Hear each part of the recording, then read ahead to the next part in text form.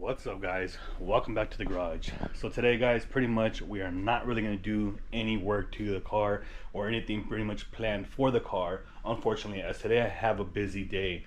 It is 2 days after the last video where I said at the end I was doing a video with Wolfpack Performance in regards to calling Robert from Hush Performance a copycat of our CRX hoods. So if you guys didn't watch that and you guys didn't get to see that, please hit that link in the description of the last video and look at the video, and you can also see Robert's interview of why he said he was not a copycat.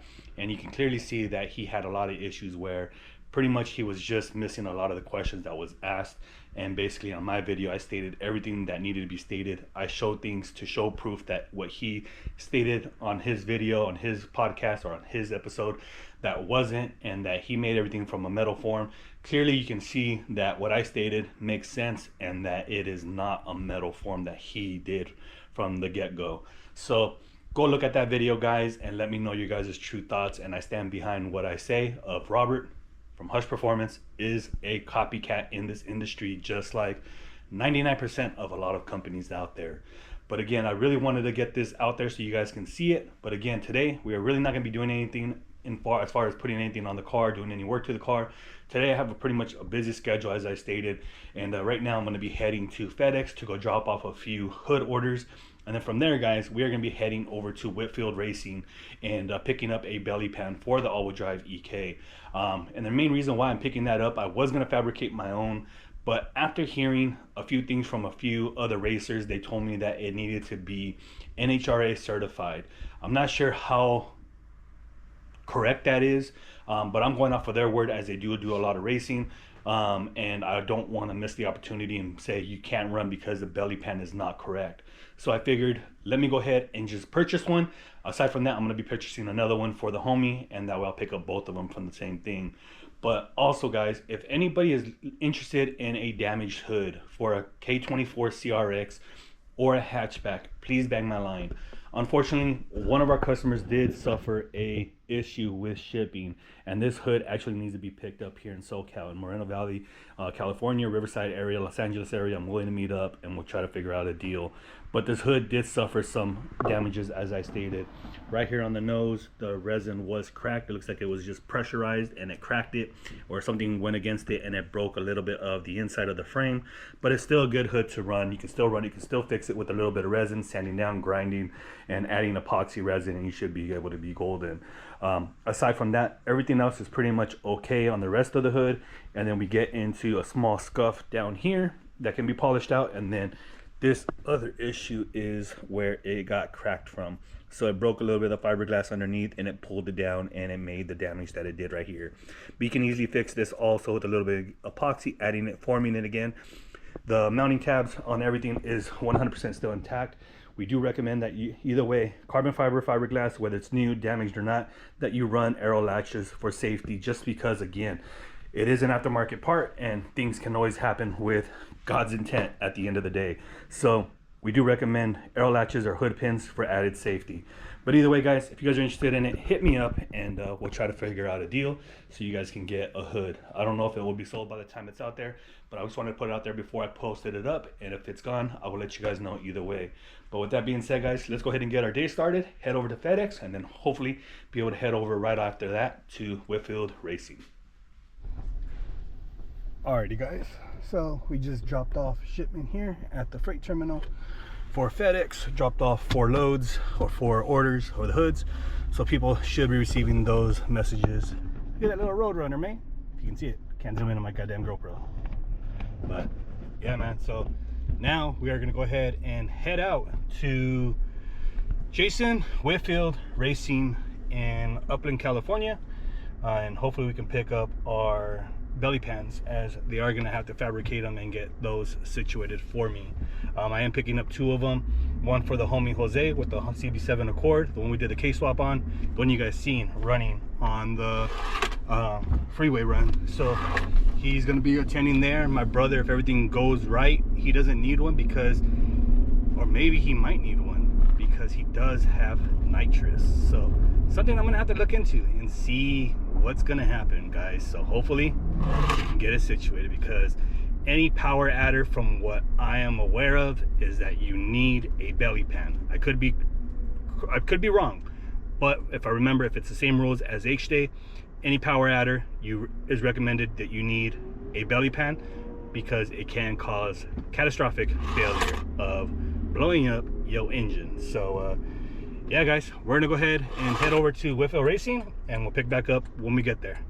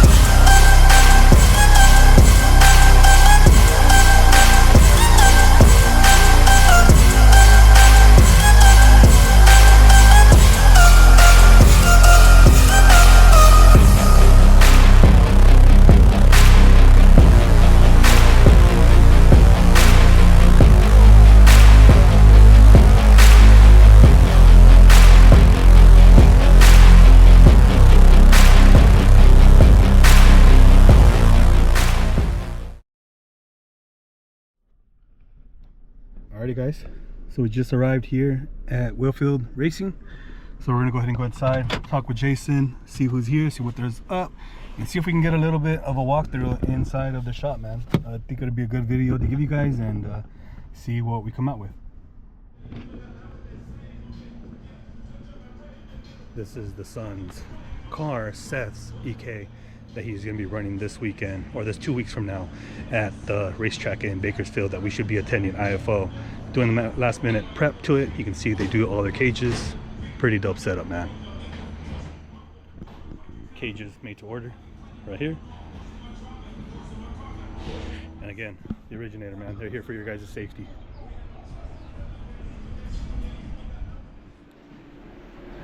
This is where they do all their fab work at, aluminum welding. Good to know how they do it, man. Good to see it. Get a little bit of pointers. But I believe these two are the belly pans for me and Jose. You can check out this side too, but like I said, just walk, just watch your step. This is where all the fab is. Okay. So we still have our dyno over here. And then like this car, like right now, CTSV. So they come with sunroofs. Okay. All of them come with sunroofs. So a dude like you and me get in there, you're like this with the cage. Hunched in, okay. So remove the roof, get rid of the sunroof, and then put a CTS sunroof. So the it's mount off sunroof. Base model. So cut that all off and you gain, it's almost 5 inches, dude. People trip, but it's almost 5 inches. Because the other one is actually lower because of the room that the headway takes. You have the sunroof, it's an electric sunroof, 2-piece. It hangs down like this much. So you figure this much, plus the spacing for the glass to come out, plus the headliner, it's almost 5 inches. Wow. So now we can put the driver comfortably in with the cage and everything. More comfortable, yeah. This is a Pro Charge car. It makes like 1,600. Wow. You guys are doing a cage for this one too, right? Yeah, so it'll be a full cage and we'll hang the front end. We just finished that Raptor right there. That made like 750, little street truck. Pretty crazy street truck. This one's from Texas, 25.3. I don't know if you remember, but that was my car I was building. Yeah, the CRX one. Yeah, I just kind of stopped. I got sick of building it. And then my Cobalt is underneath it. Oh shit. I still have that. The yellow one, right? No, no, it was red. Red. There you go. Yeah, it's the same as the other one. And then I have my EK that I built. That one went like 950. I got that one from my buddy Mike in Vegas. And then we have an EG. And we just use these for parts. So Okay. if a guy calls and he's like, hey, can you make me a belly pan for an EG? Not belly pan, like an aero pan, like the whole floor. Yeah, the bottom part. We'll bring it down, we'll make an aero pan. So we try to keep as many cars available so we can use them for parts. So basically that's your own jig. Yeah. Basically your own jig. Yeah, exactly. Yeah, I forget that you understand. That's my jig for EG, that's my jig for EK. Okay. Yeah, so that car right there, we're making a kit on how to install your own 3-piece. Okay. Because that's just a hard thing to do, and a lot of people can't fab it. So we're making a kit for that. We're making a kit for, we've already done the dash kit, all the wings, obviously the belly pan. We're not going to make rear arms. It's just not worth. There's just no the hassle of it. Yeah, we're going to make our own version, but they're going to be pretty expensive, so it'll be a very small seller. But we're going to make them for our EK, so might as well offer them. But we're not going to make like a production arm like the other. But then again, you're making your own. Yeah, so I'm making my own, and then if somebody wants it, no problem. Of course. Yeah. But yeah, so then this is where we're doing. When you came way back in the day, this was full of lifts. Yeah, just yeah. Swaps. You know what I mean? I mean, we had, I think, four lifts. I think 1, 2, 3, and then 4. Yeah. Yeah, we had 4 lifts. This was all swaps. Now it's just all fab. So we're really low on material, but normally that rack is just fully full of material. That's still a lot of fucking material. Yeah, it's okay. And then all our jigs, different sizes. So like if you have a wagon, right? If you came in, you're like, I want a cage. Instead of starting from scratch, I can put one of those in there and at least get some base measurements. Okay. And then we sit down and we start chopping them and decide kind of how we want to do the bin. Like you may have a headliner, the next guy might not. Door panel, no door panel, Yeah. those type of things. So we make different jigs based off of that, and then we make the actual jig so we can mass produce it.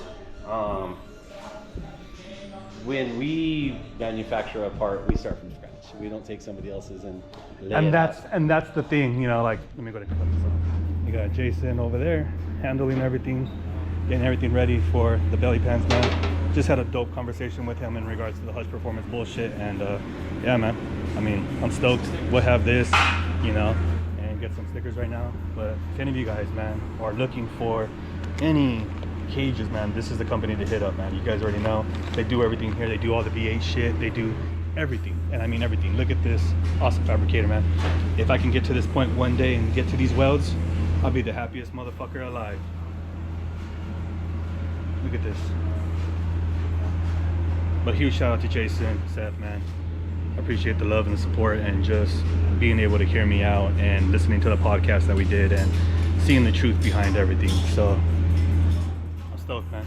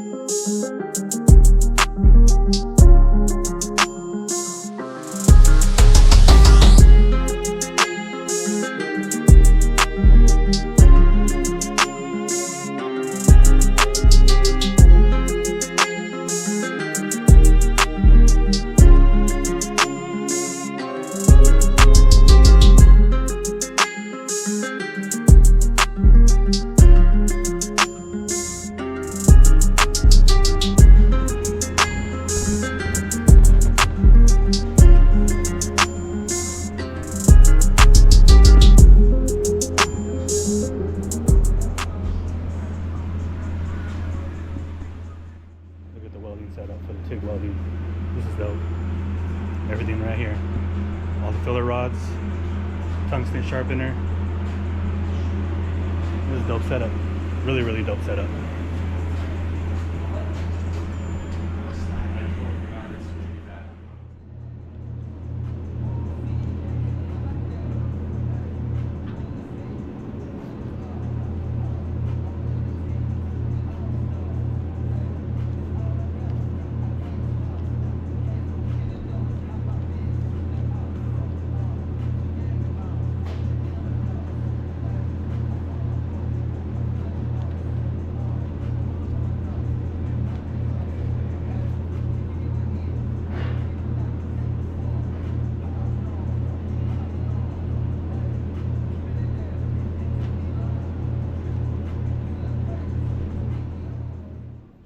Seth's EK.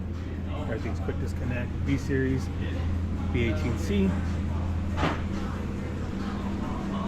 It's a dope car, man. You can see everything in the cage too. Badass.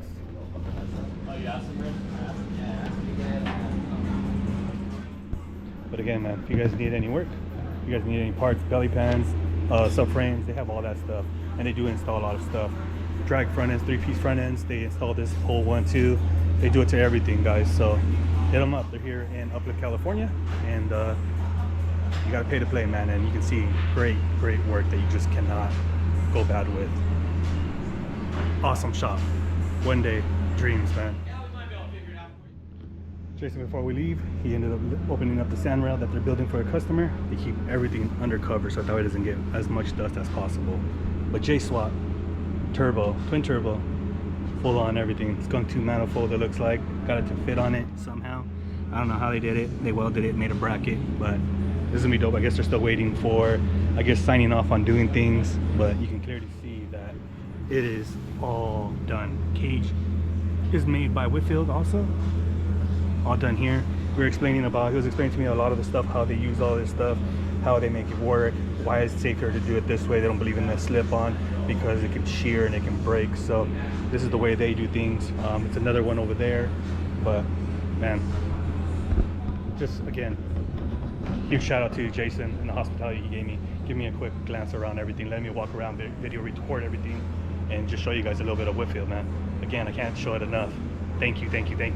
And if you guys need anything, hit them up for your guys' work. They do cages for EKs, EGs, DAs now. Again, you got to be willing to pay the price just because a lot of time and work goes into this fabrication. So let's go ahead and let them get back to work and head back home, guys.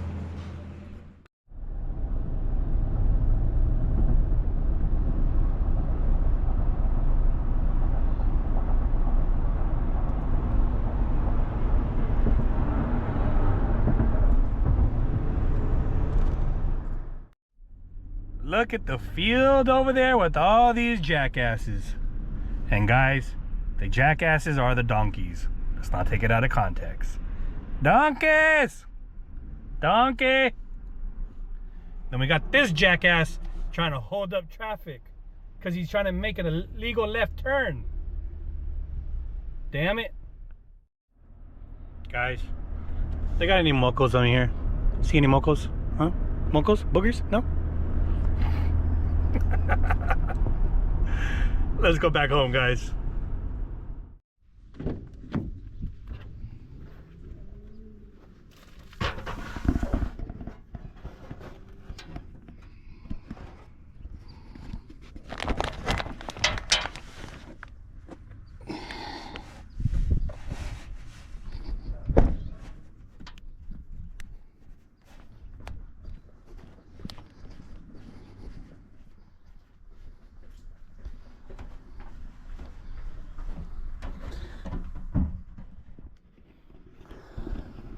Well guys, welcome back to the garage.